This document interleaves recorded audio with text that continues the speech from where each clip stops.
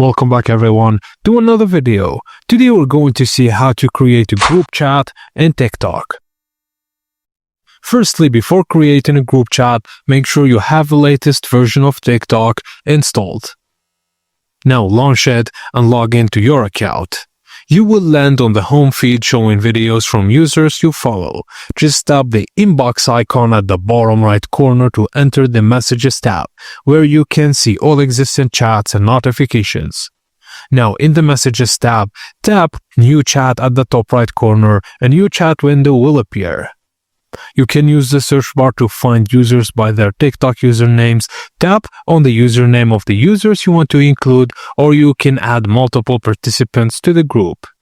After selecting them, tap Create Group and enter a group name visible to all participants. Then tap Create to finalize your group chat. You can add or remove participants later by opening the group chat, tapping on the three-dot menu and selecting Manage Group. And that's it guys, as simple as that. Thank you for watching, and please don't forget to like and subscribe for more tips and tricks like this.